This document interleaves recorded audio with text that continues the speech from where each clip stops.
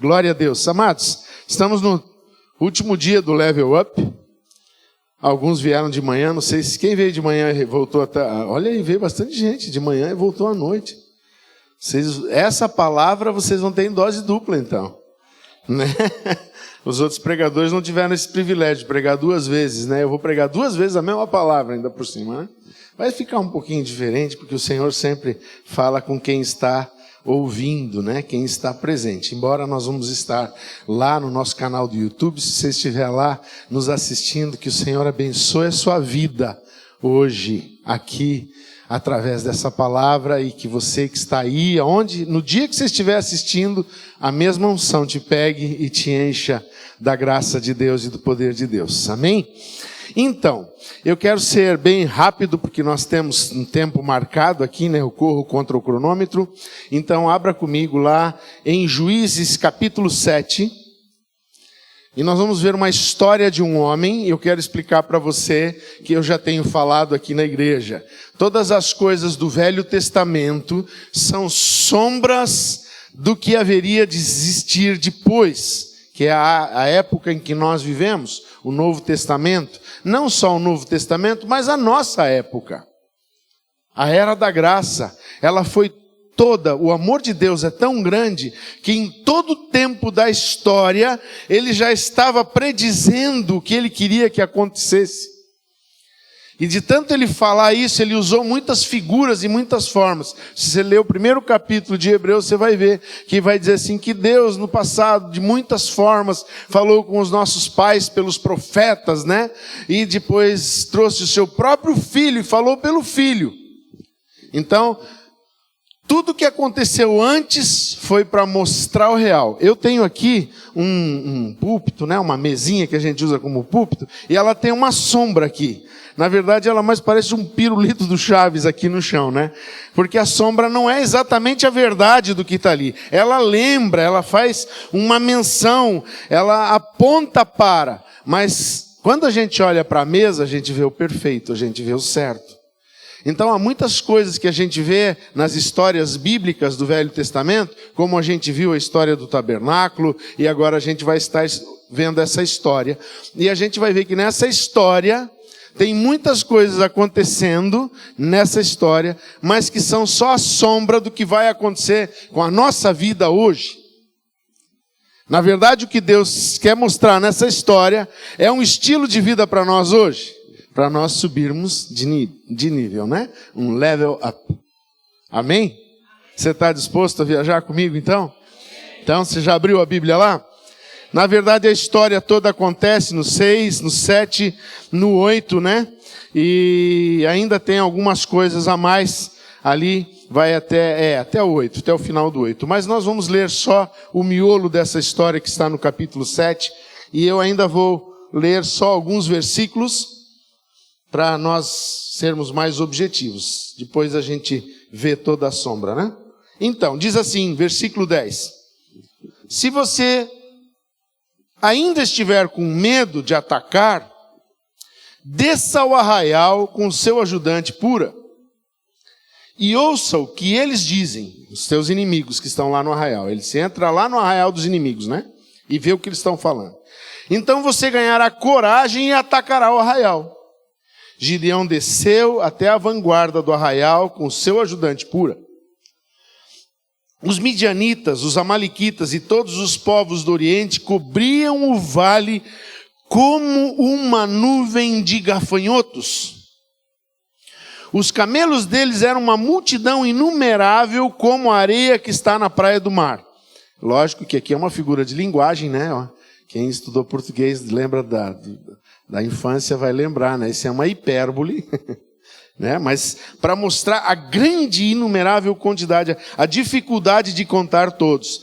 Quando Gideão se aproximou, eis que um certo homem estava contando um sonho a seu amigo e dizia: tive um sonho, e eis que um pão de cevada vinha rolando dentro do arraial dos midianitas e bateu contra a tenda do comandante, de maneira que esta caiu e se virou de cima para baixo e ficou estendida no chão.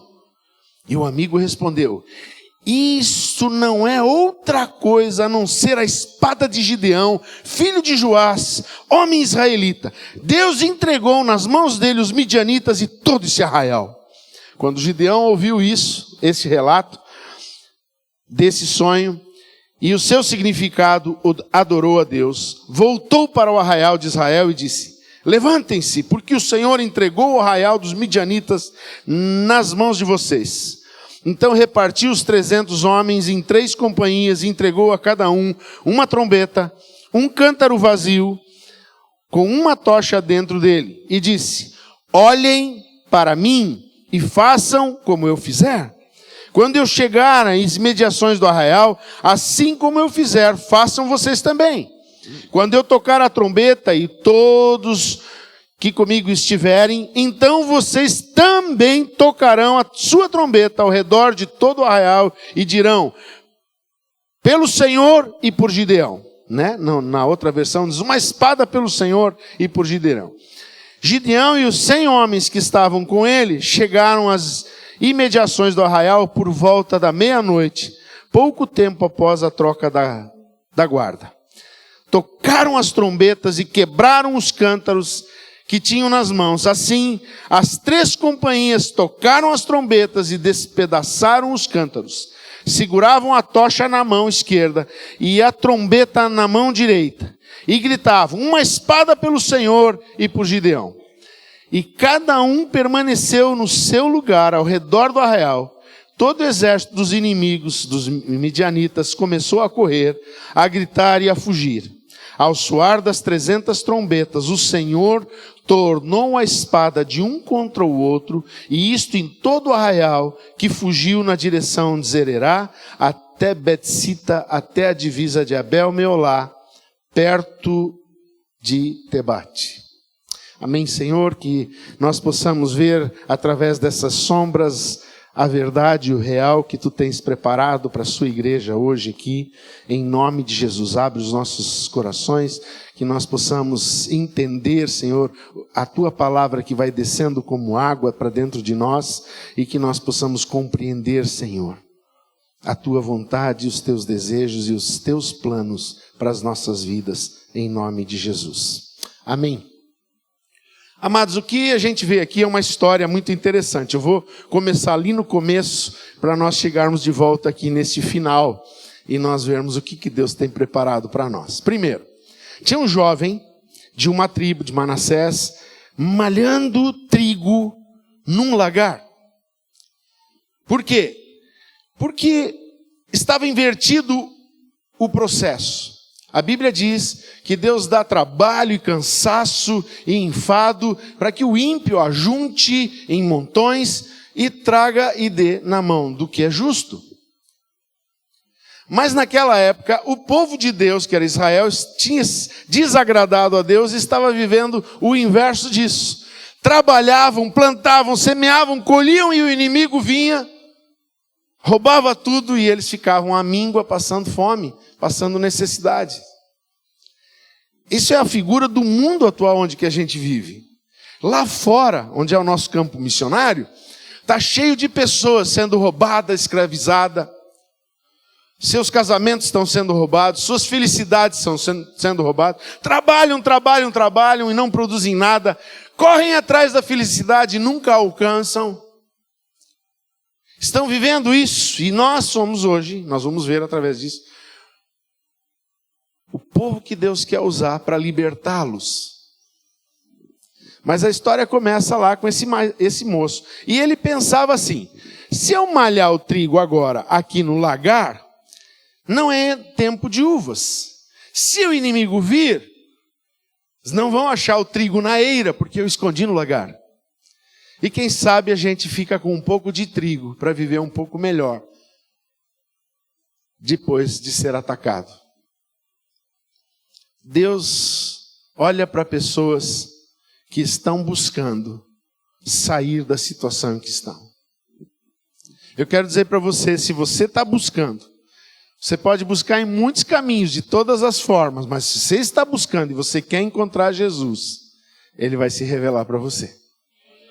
Se você está numa busca de uma solução da tua circunstância, do estado que você está vivendo, Deus tem um projeto para te encontrar e se revelar para você. Foi o que aconteceu com esse moço. Ele estava lá malhando trigo e de repente ele viu que tinha alguém observando ele. O anjo do Senhor estava lá. Ele tomou um susto. Que é isso? Disse, olha, fica tranquilo aí, né? Eu estou falando agora na nova tradução da linguagem do pastor Haroldo, né?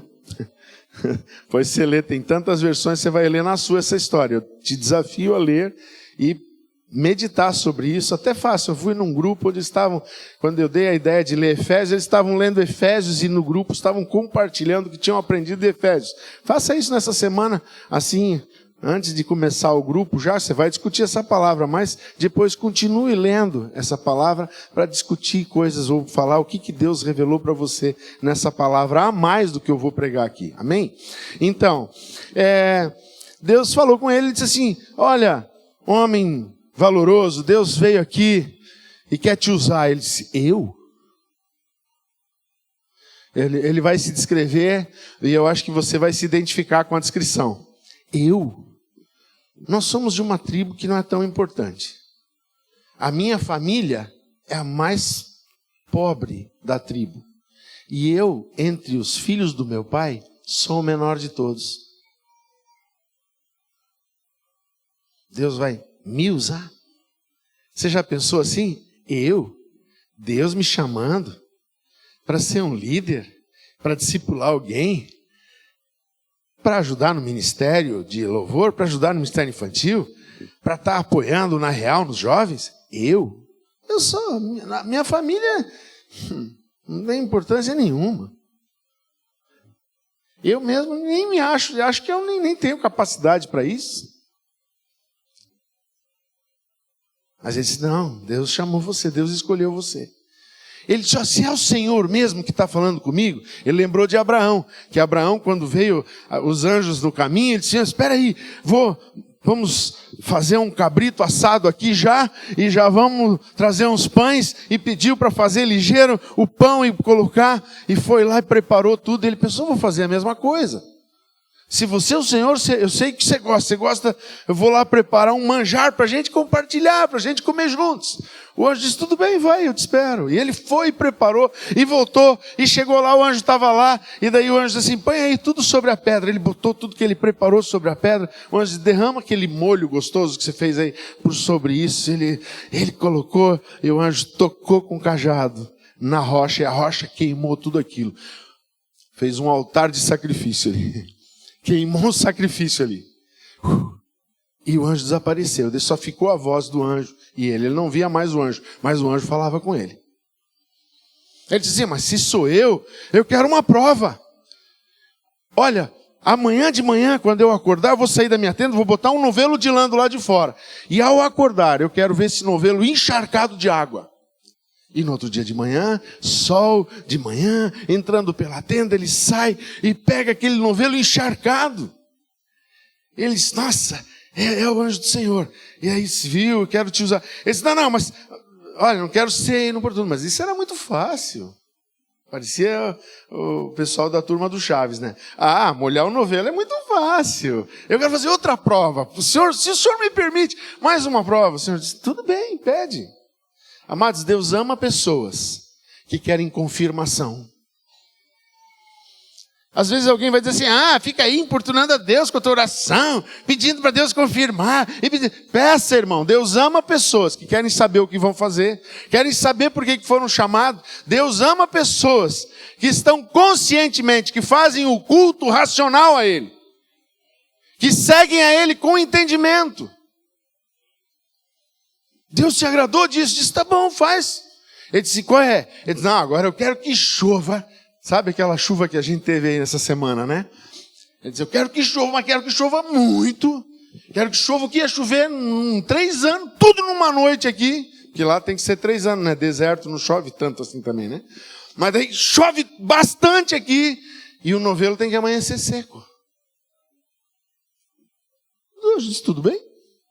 E aquela chuva, e já tiveram que botar calço em cima das barracas lá, e já estavam dormindo em cima da mesinha deles, porque a cama já estava debaixo da água. Acordou no dia de manhã, e foi lá e pegou o novelo seco. Uau, é Deus. Acontece outra coisa nessa história que você vai ler em casa, que quando a gente toma uma decisão, a gente diz, tá bom, Senhor, agora eu sei que é você. Né? Quando a gente encontra ele, ele diz, eu estou à porta e bato. Se você abrir a porta, eu vou cear contigo. Isso aconteceu. Ele foi lá e quis fazer um jantar para jantar com o Senhor. O Senhor aceitou aquela oferta e queimou o altar na pedra, né? O jantar na pedra. Aí agora, ele diz assim, tá bom. Quando a gente nasce de novo, e hoje de manhã... O Wellington está aí? Que veio hoje de manhã, no final do culto, falar comigo? Wellington, fica de pé só um pouquinho, querido. Desculpa te expor assim. Mas o Wellington veio semanas atrás, ouviu a palavra, queria Jesus. Quarta-feira teve uma experiência extraordinária com Deus. E ele disse, eu vou lá porque eu quero aceitar Jesus. Veio hoje de manhã, subiu aqui e disse, pastor, eu quero aceitar Jesus, eu quero uma experiência com Jesus. Deus vai começar algo na tua vida extraordinário. Fica preparado, Wellington. Amém? Aí... Aleluia! Deus gosta de pessoas assim. Ser cheio do Espírito Santo. Em nome de Jesus. Aí a pessoa que tem essa experiência com Jesus, a primeira coisa que ela quer saber, Senhor, o que te agrada? Aí o Senhor diz assim, elimina tudo que é Deus falso da sua vida. Apesar de serem um povo de Israel, e era por isso que os medianitas estavam saqueando eles. Porque eles desprezaram a Deus e estavam adorando Baal. Um Deus falso, tinha lá vários postes ídolos. Aí, Deus disse, elimina isso da tua vida. Só há um Deus que eu conheço. Sabe, eu tenho um texto na Bíblia que eu admiro muito, que diz assim, que Deus disse, eu procurei um outro Deus, não achei. Só há uma rocha que eu conheço, que sou eu mesmo. Meu, se Deus procurou um Deus, outro Deus, e não achou, você nunca vai achar, irmão. E não invente, porque quando Deus inventado pela gente é terrível. Essa semana até ganhei um gesso com molde, para você fazer o teu Deus de gesso, né? E depois orar para ele, pedir fazer as coisas para você. Né? Cuidado, isso é perigoso. Daí, esse falso Deus estava lá no meio do arraial. E Deus disse, então, destrói o poste ídolo de Baal. Destrói os deuses falsos. Pega o boi de 7 anos, o segundo boi de 7 anos das juntas de boi do teu pai e oferece em sacrifício para mim. Negócio fechado. Só que é o seguinte, Senhor, deixa eu fazer de noite, porque de dia vai dar pano para manga. Mas de noite ele juntou 10 amigos lá, 10 servos do pai dele junto com ele, foram lá, cortaram aquilo, fizeram lenha, e botaram o boi em oferta de sacrifício e queimaram a Deus. No outro dia de manhã, a vilazinha acordou e disse, quem que destruiu o altar de Baal? Só pode ser esse tal de Jerubaal, apelidaram ele de Jerubaal. Que disseram assim, Baal está contra você agora, você é inimigo de Baal. Você destruiu o altar dele. Agora vamos pegar ele e vamos... Ele disse, não, o pai dele disse, não, vamos pegar ele não.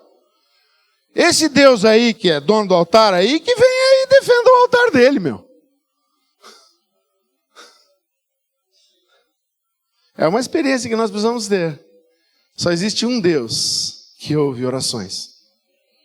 A Bíblia diz que há deuses que têm boca, mas não falam, têm ouvidos e não ouvem, têm nariz e não cheiram, têm pés e não andam.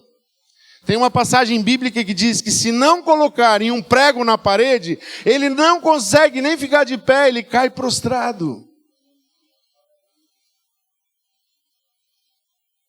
Deus está nos chamando hoje para subirmos de nível. Ter uma experiência com Deus é algo muito mais profundo do que emoções e sentimentos e coisas que a gente faz pensando, eu fiz aqui, e a minha obra das minhas mãos. Irmão, obra das tuas mãos não podem ser teu Deus. Portanto, teu trabalho não pode ser teu Deus, teu carro não pode ser teu Deus, tua grande fazenda não pode ser teu Deus. Né? A tua kitnet não pode ser teu Deus. Teu Deus tem que ser aquele que está nos céus e reina para sempre. As riquezas não podem ser teu Deus. Ele destruiu tudo e disse, Senhor, estou pronto. Daí Deus disse assim, então eu vou te usar para livrar Israel das mãos dos midianitas. E o que ele fez? Ele teve uma ideia, vou ajudar Deus. Começou a convocar as pessoas e convocou homens da tribo dele e convocou homens das outras tribos que estavam próximas e vieram e veio. E aí eu quero colocar na história um personagem, né? Uma vez eu já preguei sobre isso, quero ressuscitar esse personagem hoje. Um varão de guerra que vivia no meio de Israel. Ele vê a convocação, ele pega a sua espada, seu escudo, sua lança, pega as suas flechas, seu arco, veste sua sandália, põe a sua couraça, né? E já diz couraça, porque era de couro, né, naquela época. E vai lá protegido assim, põe o seu capacetezinho, e chega lá no meio de toda aquela convocação, tem lá 32 mil homens.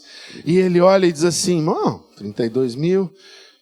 Ouvi rumores, hoje de manhã até o Paulo, do Ministério de Louvores, pastor, era mais ou menos 135 mil, o pastor falou 120. Mas 120 foram os que se mataram, que morreram, os inimigos se destruíram.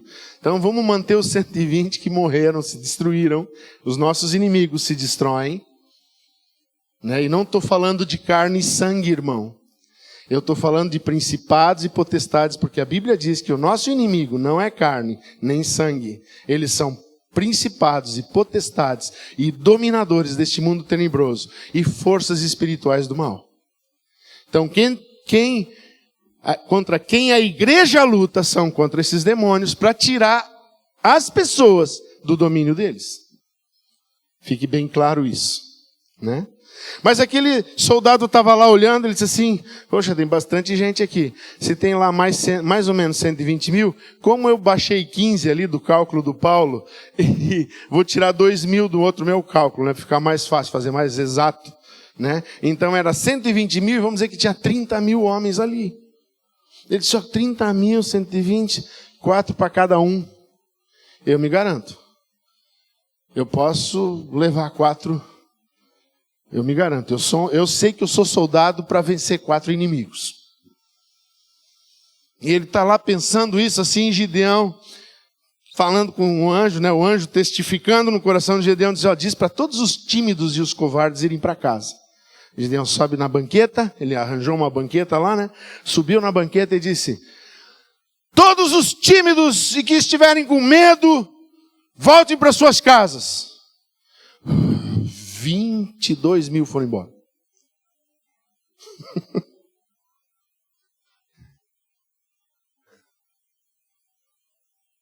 Aquele soldado olhou e disse, 10, 120 mil, 12 para cada um. Eu me garanto. Eu me garanto. Posso até morrer, mas que eu levo 12, eu levo. Vamos lá, essa guerra é nossa. Israel será livre. O povo de Deus vai libertar os cativos e oprimidos. Vamos nessa. Estou nessa. Aí Deus disse, olha, ainda há muito povo, Gideão. Eles vão pensar que foram eles que ganharam a guerra. Tem um aí até que está pensando que se garante e tal. Vamos dar uma lição nesse povo. Chama eles para beber água e só separa para ficar no grupo que vai atacar com você aqueles que peguem água na mão e bebam como um cachorrinho, assim, com a língua. Os que enfiarem a cara na água, com sede assim, você manda embora. Aí o primeiro cara foi justamente o nosso personagem. Ele chegou lá, desceu para o ribeiro, pegou a água. Gideão disse, você fica aqui. Todos os que fizerem como você fez, vão ficar aqui. Quem beber do outro jeito, Deus mandou ir embora. Eles são tranquilos, fica aí. Aí ele começou a ver, desce 1, 2, 3, 20, 50, 150, 300, 400, 1.000, 1.500, 2.000, 3.000. Tudo bebendo água errada. Ele disse, meu Deus, o que vai acontecer? Daqui a pouco vem mais um para o lado dele. Ele disse, já somos 2. Bom, vai dar, pelo menos uns 5.000, não, já deu 7.000, já deu 7.800. Olhou em volta, 300. Oh, meu Deus. Lembrei do meu sobrinho agora, do Andrei. Oh, meu Deus. Socorre-nos, Senhor. 300. 400 para cada um. 4.000 para cada um. Uau. Não vai dar certo. Isso não vai dar certo. esse cara aí tá louco. Esse negócio dele, esse cara aí, sabe? Você já pensou assim de alguma liderança? Ah, esse projeto aí, Casa de Paz? Ah, não, isso não vai dar certo. Pastor aí tá, ó. O quê? Grupo nas casas, igreja nos lares? Não vai dar certo. Você já conhece alguém que já fez isso?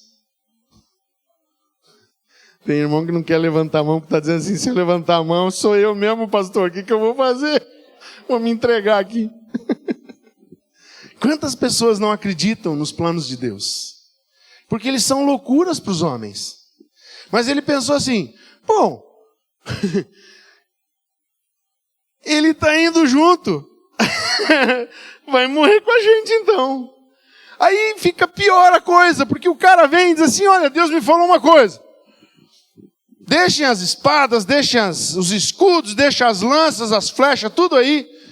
Deus, a arma que Deus quer que a gente use é o seguinte, cada um de nós, já separei aqui, mandei buscar aqui em todo Israel, mandamos fazer essas trombetas aqui. Cada um vai ter uma trombeta, esse cântaro de barro e essa tocha. E é com isso que nós vamos derrotar o inimigo. Eu fico imaginando se eu fosse aquele soldado assim, capitão, Gideão, sim, tô dando baixa, posso sair agora? Posso me retirar? Permissão para desistir? Não, disse, tá. Todo mundo com medo. Só que Gideão era um líder de carne, ele disse, baixa, estamos com medo? Ele transpareceu até para os seus soldados, eu também estou com medo. Aí Deus falou para ele, então vai, chama o teu servo, teu amigo Pura, e desce para o arraial. Amados, há momentos na vida da gente que Deus vai dizer, vai para tal lugar, mas vai com aquela pessoa. Porque se você levar outro, sabe, os profetas do caos vão junto, não vai dar certo, não, já morreu, isso nunca vai acontecer. Deus diz, não leva esse tipo de gente, só leva o Pura. Só leva aquele que tem um coração contigo. Amados, tem coisas na nossa vida que nós só podemos fazer com pessoas que Deus preparou para ir com a gente naquele projeto. O próprio Jesus fazia isso. Ele chegou na casa do Jairo e disseram, vamos lá orar. Ele disse, não, fica todo mundo aqui. Só vem você, você e você. Só Pedro, Tiago e João. O resto fica de fora. Há momentos na tua vida que você vai precisar achar uma pessoa. E às vezes, você tem que buscar ela. Porque ela vai ser a pessoa que vai atravessar a experiência com você.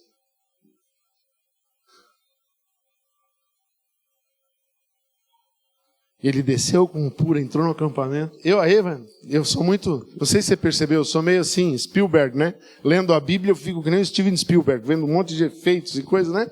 Eu fico imaginando que os dois foram lá, pegaram 2 guardas, né? Aquela coisa no pescocinho, né? Você já viu em filme que o cara faz assim, né? Pegou a roupa deles para parecer que eles eram do povo do inimigo, entraram lá no meio, disfarçadamente, de repente viram que tinha uma fogueirinha, vamos aproximar, ver o que eles estão falando aqui. Aí chegaram lá, o cara disse assim, tive um sonho essa noite, descia um pão de cevada, e Deus estava falando com Gideão, nem era pão de trigo, amados, era um pão de cevada, era pão de pobre. Não era aquele pão do Glória, nem aquele pão da Portos, né? Era um pãozinho daquele, nem de trigo, era coisa meio falsificada. Pão simples. Para mostrar para Gideão, não é a qualidade do pão que importa. É o Deus que lança o pão. Pãozinho de cevada, escuta bem. Aí ele ficou ali ouvindo, bom, eu sou um pão de cevada, sou eu, só pode dizer, eu sou uma coisa, eu sou muito, né? E esse pão de cevada rolou contra a tenda do comandante, virou tudo do ar, né? Aí o amigo disse, só pode ser uma coisa, isso que você sonhou É Gideão, filho de Joás, que vai vir contra nós e vai acabar com os amalequitas e com tudo, com os midianitas e com tudo nós aqui. Sabe que às vezes o inimigo, o diabo, tem mais certeza que você vai derrotá-lo do que você de vencê-lo. Lembro de uma história que o Milá de Jacó contou aqui quando ele visitou a gente. O nosso culto foi até lá, era lá no outro lado ainda, a gente estava em reforma aqui. E ele falou assim que lá em Israel, ele morava lá naquela época, né? Tinha uma grande boate numa rua de Tel Aviv, bem famosa. E daí abriu uma igreja, assim, no mesmo quarteirão na rua. E quando a igreja abriu, 3 meses depois a boate fechou. Aí o dono da boate foi lá e processou a igreja, dizendo, essa igreja chegou e acabou com a minha boate. Aí chamaram o pastor, o juiz disse, escuta, esse cara está dizendo aí que a tua boate chegou aí com o Espírito Santo, com essas coisas aí, e acabou com a boate dele. O pastor disse, não, nós não fizemos nada. Eles fizeram sim, quer dizer, o cara da boate sabia que era Deus operando, mas o pastor da igreja não sabia que era Deus operando.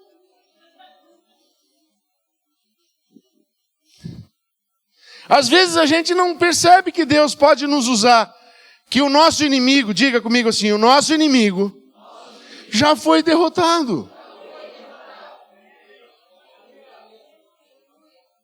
Maior é o que está em nós. Diga, maior é o que está em nós do que o que está no mundo. Deus é poderoso demais. Eu lembro, tive um sonho logo que eu me converti, porque eu era muito de pedir essas coisas, eu era de pedir sinal para Deus. Eu vou voltar a ficar hoje, essa semana, ontem, eu pedi um sinal para Deus, fiz uma oração. Porque, e Arlene disse, nego, cuidado, olha com quem que você está falando, você está falando com Deus. Não é? É disse, olha. Mas há momentos que você tem que dizer, Deus, socorre-me. Eu fiz isso no sábado à tarde.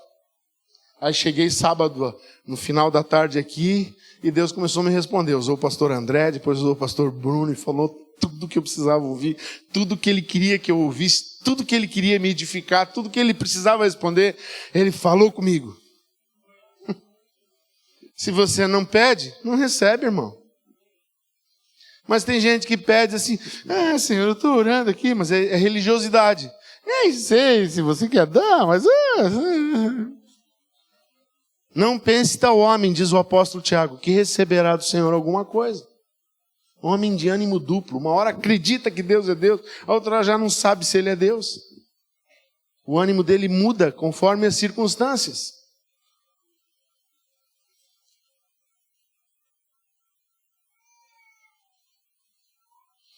Gideão ouviu toda aquela história e disse, estou nessa, entendi, Senhor. Voltou lá no acampamento, disse, levante-se, estava todo. Imagine que os 300 estavam, né, com aquele ânimo, né, 300 contra 120 mil, estava tudo animado, né? Eles levantem-se. E deu a estratégia. Quero te dizer uma coisa. Primeiro, falando de Gideão, Deus tem um chamado e Ele quer confirmar na sua vida o teu chamado. Segundo, Deus não trabalha sem estratégia. Quem estava aqui desde o primeiro dia do Level Up está entendendo muito bem o que eu estou falando. Se você não estava, vá para o YouTube nessa semana. O Alexandre vai estar postando lá em carreira, de carreira, os vídeos e vá assistir. Deus quer te levar para um novo nível. Levantem-se. Deus vai nos entregar o inimigo nas mãos. Vamos lá, pega os cântaros e façam como eu fizer. Peguem as trombetas, os cântaros e as tochas. E distribuiu e disse, aqui nessa montanha comigo 100. Lá no outro lado do vale assim, naquele flanco lá, mais 100. E lá no outro vale, mais 100. E só ajam quando eu agir. E só façam o que eu fizer. Amado, uma das grandes estratégias de Deus é que Ele, como nós vimos aqui, né? Ele dá uma visão para alguém. Você não precisa inventar nada. Você só precisa entrar na visão de Deus. Você precisa cumprir a missão de Deus. Palavra do pastor André. Focar naquilo que Deus disse. É desse jeito que eu quero que faça. Quando Deus revela algo, amados, não adianta você querer inventar. Então eu vou dizer assim, que aquele grupo assim, diz assim, não, mas no nosso grupo nós vamos fazer diferente. Ele diz, não sempre, pastor, nós não temos multiplicadores. Não tem mesmo. Está fazendo diferente. Aquela obediência simples do propósito, do projeto, nós vamos encher Blumenau de grupos de crescimento. Cada rua vai ter um, aliás, cada rua vai ter um monte deles. Até no mesmo condomínio vai ter 2, 3 grupos. Porque nós vamos conquistar e libertar o povo do opressor, do ladrão que veio para roubar, matar e destruir. E levar a mensagem para eles. Olha só, ele diz, uma trombeta, um cântaro vazio e uma tocha. O que é a trombeta? A trombeta é anunciar o evangelho. Tocar a trombeta é pregar o evangelho. Eu lembro, muitos anos atrás, nós fizemos um seminário de evangelismo, e nesse seminário foi dado alguns versículos estratégicos para os grupos que foram divididos, e era para que eles dizerem o que eles entenderam do versículo. E um versículo caiu para um grupo de jovens, muito brincalhões. Para vocês terem uma ideia como eles eram brincalhões, eles foram numa pizzaria uma vez e pediram, e começou a demorar, e passou de 40 minutos, a pizza não chegava, e eles viam que as motos entravam no lado, na pizzaria, e saíam, entrava e saía, entrava um monte de moto. Eles ligaram para o Disque Pizza daquela pizzaria e pediram uma pizza para entregar na mesa deles. Porque era mais rápido com os motoqueiros do que com o garçom. Vê o tipo de jovens que eram, né? Eles eram muito. Mas o que Deus gosta? De jovens que malham trigo no lagar. Jovens que têm iniciativa, jovens que pensam. Deus ama essa juventude que está aqui. Deus ama essa velitude que nem nós aqui também. Deus ama a gente também, irmãos. Deus ama pessoas com iniciativa. Né, Ricardo? O nosso ministério nunca acaba. Só no arrebatamento. Toque a trombeta, anuncie o evangelho. A trombeta significa anunciar o evangelho. E esses jovens ganharam um versículo que era assim: ide por todo mundo e pregai o evangelho a toda criatura. Aí veio o mais assim, que era o líderzinho mesmo, né? Mas quando eram as coisas de Deus, ele ficava vermelho. Hoje é um senhor casado, abençoado, né? Se ele vai estar ouvindo isso, ele vai dizer, pô, pastor, não vou dizer nome para não expor ele, né? Mas ele chegou lá na frente com uma Bíblia, amados. A Bíblia dele era metade de celular, assim, de tamanho. Ele era aqueles agentes secretos, né? Ninguém podia saber que ele era crente, muito menos saber que ele tinha uma Bíblia.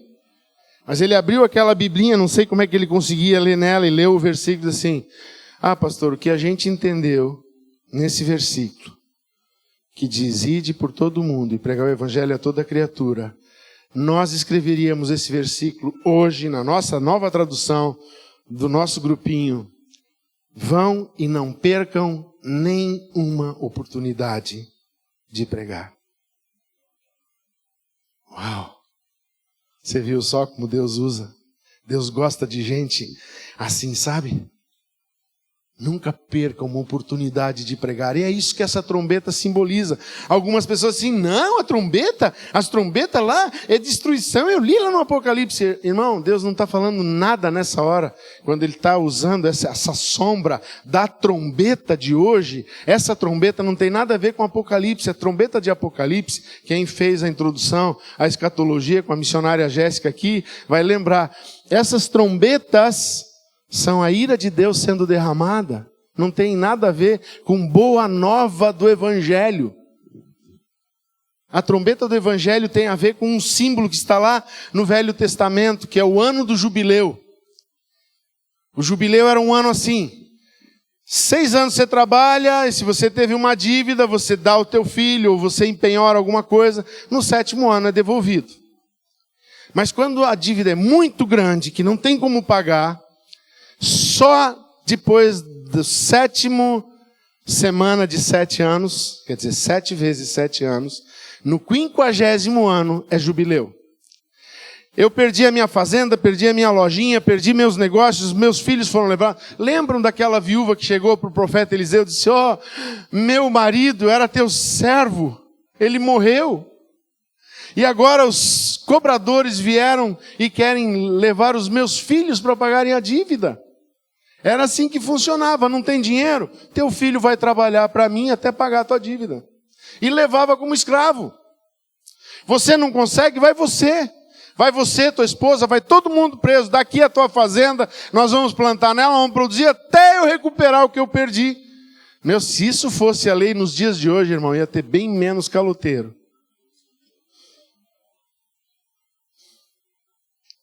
Mas acontecia de pessoas errarem num negócio, perderem alguma coisa e terem que resolver. E a forma de resolver era essa. Mas quando chegava o jubileu, o sacerdote disse assim: iniciou o ano de jubileu. Começou o primeiro dia do mês do ano de jubileu, que inicia o jubileu. Toca a trombeta em Sião. Amanhecia-se o dia. Turu, turu, turu, turu. Pa, pa, pa, pa, pa, pa, pa, pa, pa. O último golpe, né? Oh, que trombeta desafinada, né? Se tivesse um irmão que tocasse chofar aqui, a gente podia ouvir. Ele dá os 3 toques diziam: jubileu. O povo começava a se alegrar. A minha escritura volta para o meu nome. Meus filhos saem da escravidão. A dívida que ainda não consegui pagar vai ser perdoada. Eu estou livre. Você está entendendo o que é essa trombeta? Ela tem tudo a ver com o evangelho. Vai e anuncia. Jesus já pregou lá na cruz o teu escrito de dívida. Jesus morreu pelos teus pecados. Jesus morreu pela tua escravidão. Ele quer te libertar do vício, da droga, do pecado, do adultério. Ele quer te libertar. E esse é o evangelho que nós tocamos a trombeta lá fora, no nosso campo missionário. E anunciamos para todo mundo: é jubileu. Jesus veio. Ele se tornou pecado por nós. A graça dele é maior que a vida. Quem tem o Filho tem a vida eterna. Quem não tem o Filho não tem a vida eterna. Mas a notícia é essa: você pode ter o Filho e é de graça, você não precisa pagar nada. Toque a trombeta em Sião. Essa trombeta que eles estão tocando para libertar Israel do inimigo é a trombeta do evangelho que nós temos que tocar hoje para libertar o povo que está lá fora, que precisa ser liberto do inimigo. É um símbolo.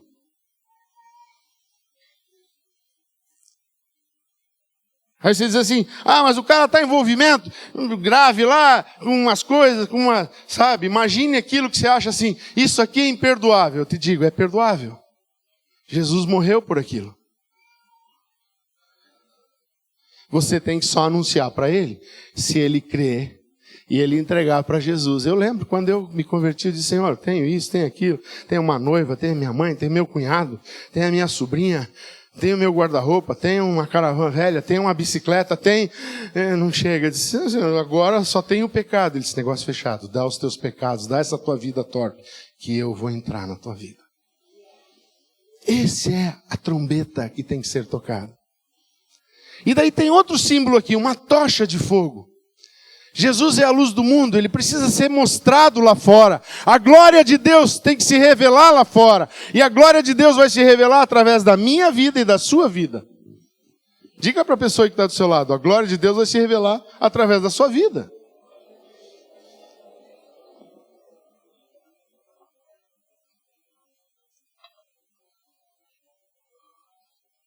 O fogo de Deus já está habitando dentro de você. Você já sabe falar do evangelho para as pessoas, você já tem um fogo dentro do cântaro. Mas falta uma coisa. Para dar certo, meu irmão, para que isso funcione, para que seja gritado uma espada pelo Senhor, e diga: pela minha igreja, pelo meu líder. Eu quero dizer assim: ah não, pastor, eu não sou religioso. Não? Ah não, é só pelo Senhor. Então Deus errou, mandou ele gritar pelo Senhor e para o judeu. É que nem aquela pessoa que Vai, evangeliza, ganha uma alma. A pessoa entendeu o evangelho e diz, pronto, nasceu de novo. Tá, agora te vira. Quantas mães fizeram isso com seus bebês que nasceram e disseram, pronto, filho, você ficou 9 meses aqui na barriga da mãe, agora você nasceu, você está aí no hospital, pronto, você já nasceu. Te vira. Por isso diz, uma espada pelo Senhor e uma espada por Gideão. Uma espada nós aqui, pela igreja Aba. Por quê? Porque quando ele nascer, eu vou trazer ele para dentro da família. Eu vou achar rapidinho um grupo para ele frequentar, para ele ser cuidado, para ele ser discipulado, para ele ser amado, para ele crescer. Mas está faltando alguma coisa para que isso, sabe, seja o start do subir de nível. Você vai fazer isso e vai ter um level up na sua vida.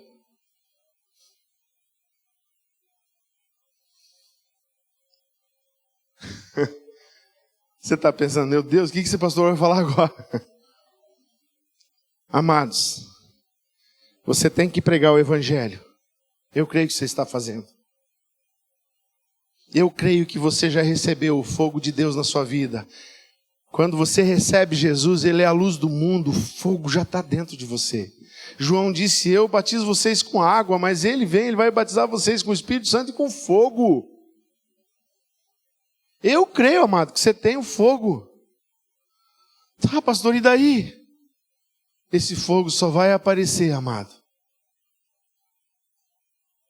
quando nós quebrarmos o cântaro.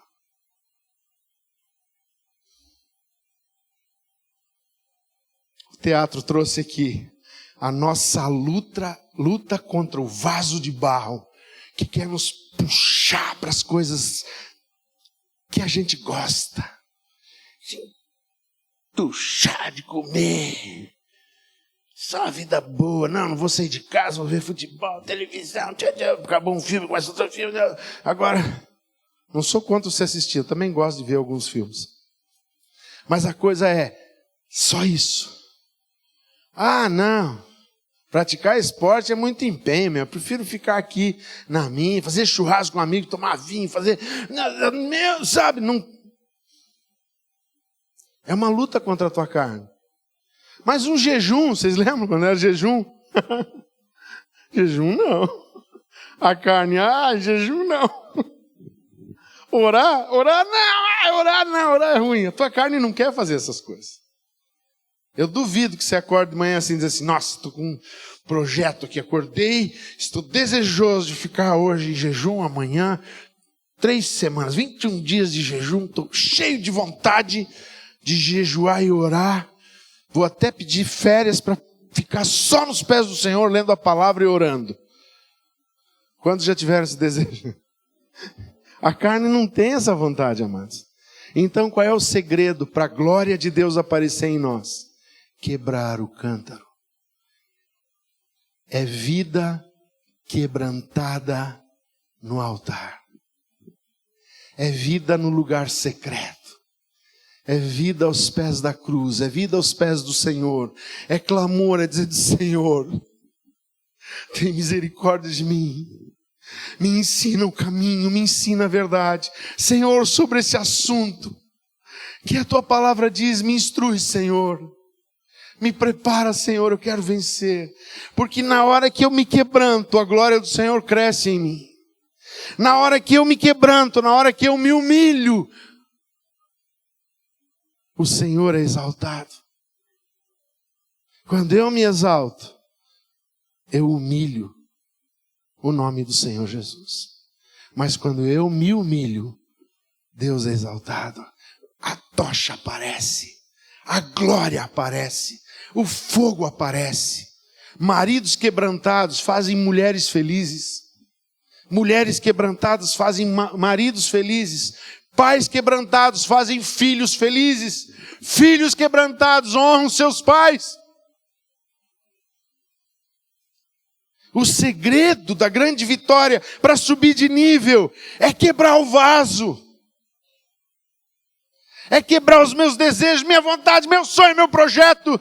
Ficou tudo em segundo plano, porque primeiro eu quero que a glória do Senhor se manifeste através de mim. Primeiro eu quero ser servo, eu quero ser canal, eu quero ser instrumento de Deus. E a minha vontade diária não é fazer a vontade de Deus.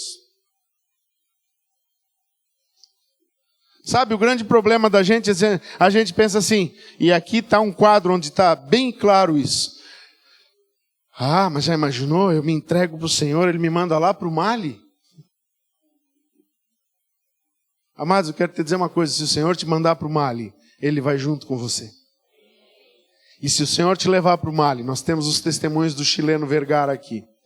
Ele te livra de todas as circunstâncias, Ele faz pessoas ouvirem o Evangelho e a glória do Senhor se manifesta através dele. Às vezes, pastor, mas não precisa ir no Mali. No lado da minha casa tem lá uma família que é um negócio. É um terror. Se você bate palma lá, é capaz de levar um tiro do cara. Olha, irmão, vai lá. Se o Senhor te falou, mostra o meu amor para eles, seja um missionário. Quebra o vaso e vai. Leva a glória, leva o fogo de Deus para lá. Mostra que Deus pode aparecer. Você é só um condutor. O vaso, o cântaro não era importante. O que era importante é que ele tinha que ser quebrado para a tocha aparecer.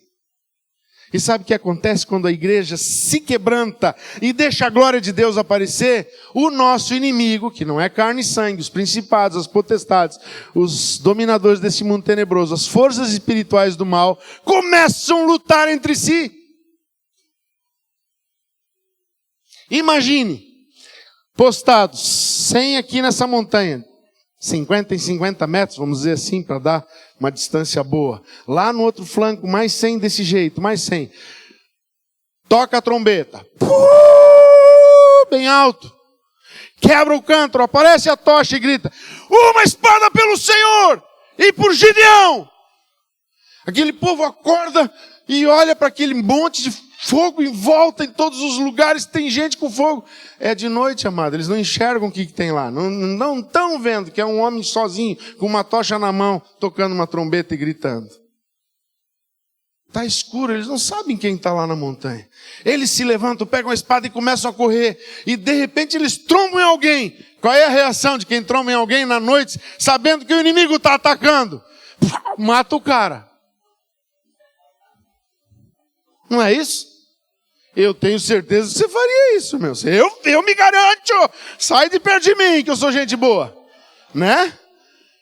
E o que aconteceu? Começaram a agredir um ao outro e mataram um ao outro. 120 mil pessoas morreram naquele dia. 15 mil fugiram e foram perseguidos. Olha a riqueza.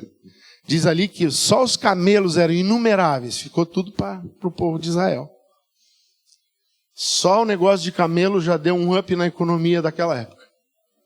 A bolsa do camelo.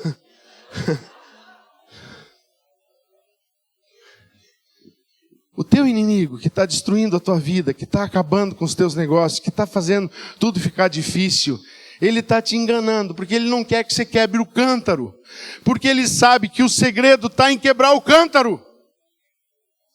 Tudo que o diabo vai fazer, não faça isso, não se quebrante, não faça. Deus te pediu algo e você está resistindo há tempos de fazer. Talvez seja uma oferta, talvez seja uma atitude, uma visita, e você está resistindo. Porque você diz, não, se eu fizer isso, o que eles vão pensar de mim? Irmão, quebra o cântaro. Quebra o cântaro e vai lá no vizinho, quebra um cântaro.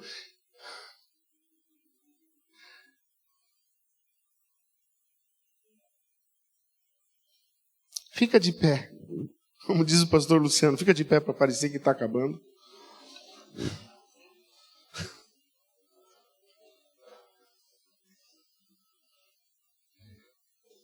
Eu vou pedir que apaguem as luzes.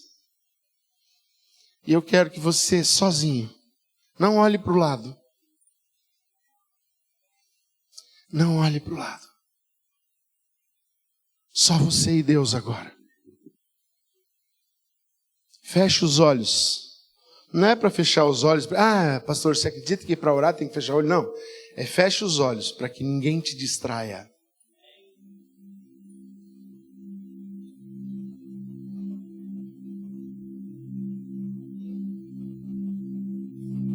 E deixa o Senhor te dizer, lá dentro da tua alma, do teu coração, o que é quebrar o cântaro na sua vida. O que é quebrar o cântaro na sua vida.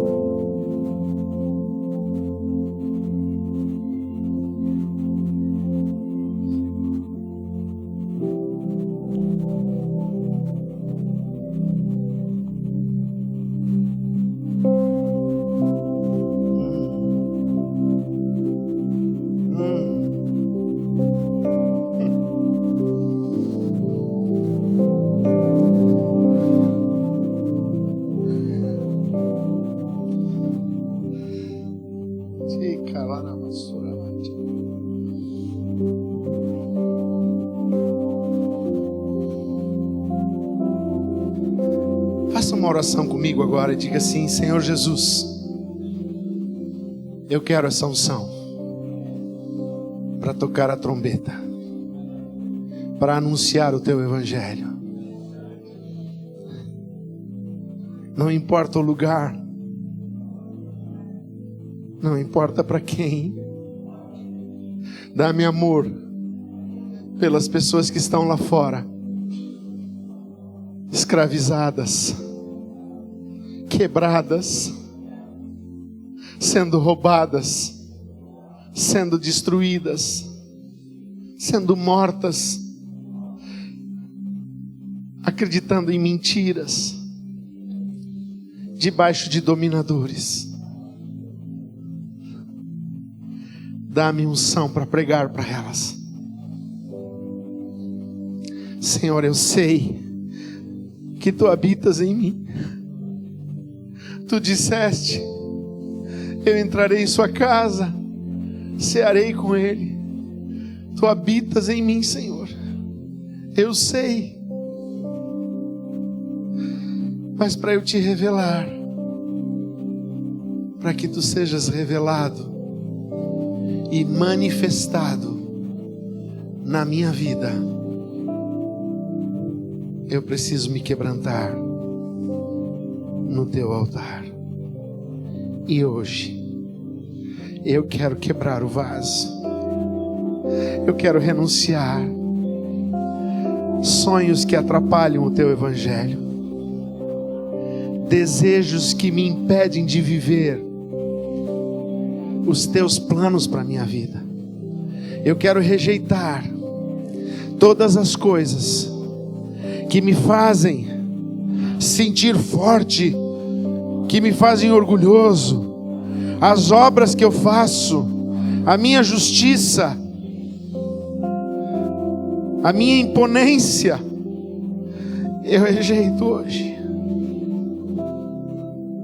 Eu quero, Senhor, me prostrar, me render, me entregar a Ti, para que Tu possas crescer em mim. Como João disse, importa que Jesus cresça e eu diminua. Senhor, hoje eu quero declarar que Tu cresças e eu diminua. Eu quero me quebrantar. Eu quero me quebrantar. Eu quero me entregar. Aparece, Senhor. Aparece, Senhor. Manifesta a Tua glória na minha vida, na minha casa, na minha rua, no meu trabalho. Leva-me, Senhor, a esse novo nível de vida, eu te peço de todo o meu coração. Amém. Pode acender a luz. Olha para a pessoa que está do seu lado. Olha para esse vaso novo. Jeremias teve uma experiência. Jesus disse para ele, Deus disse, vai à casa do oleiro. Ele chegou lá. O oleiro estava fazendo um vaso. E o vaso se quebrou nas mãos do oleiro. Hoje, nós nos quebramos nas mãos do oleiro. Isaías 64, 8.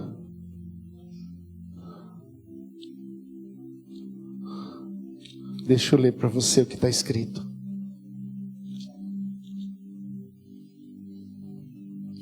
Mas agora, Senhor, Tu és o nosso Pai, nós somos o barro, e Tu és o nosso oleiro, e todos nós somos obras das Tuas mãos.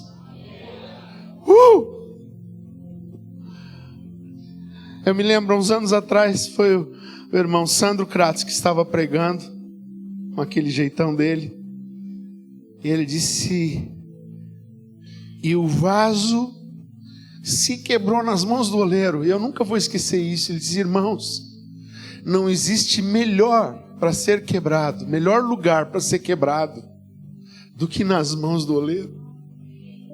Hoje você e eu nos quebramos nas mãos do oleiro, mas o oleiro vai fazer um vaso novo de nós.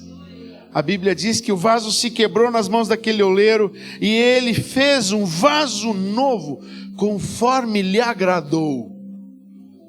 Diga, Senhor, me faz como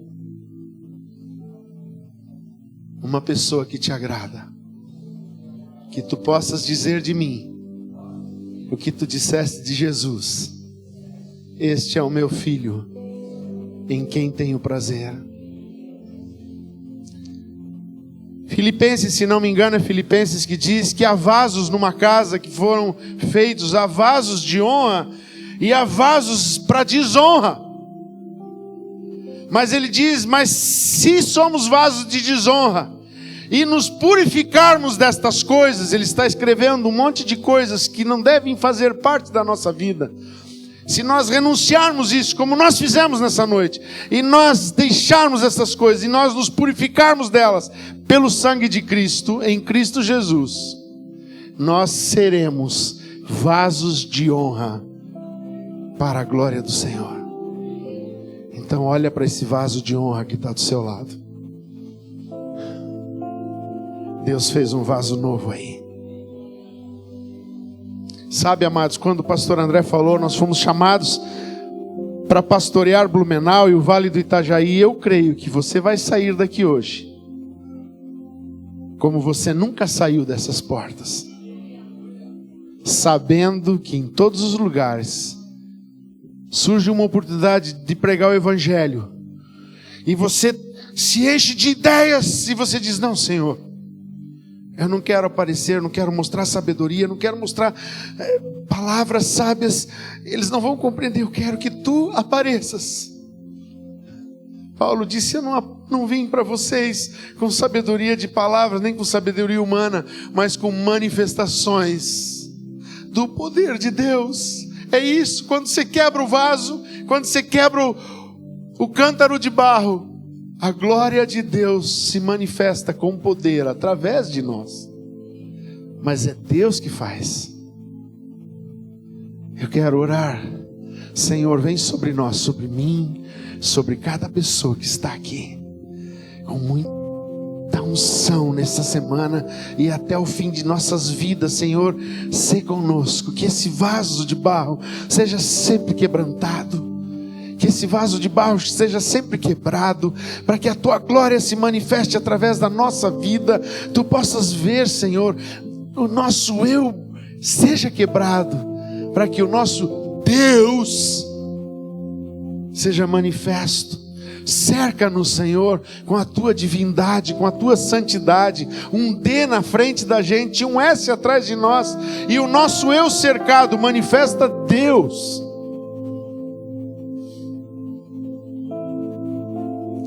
Usa-nos, Senhor, lá fora no nosso campo missionário, para curar, para libertar, para destruir as obras do diabo. Nós queremos viver nesse novo nível de vida. E se você concorda com isso, diga 3 vezes comigo, bem forte: amém, amém e amém, em nome de Jesus. Aleluia. Aleluia, para Jesus. Como diz o pastor André, pode ser melhor, para Jesus. Senhor, recebe, a glória é tua. Manifesta-te, Senhor. O Senhor, enquanto você o adora, Ele está tocando a sua vida. Receba a tua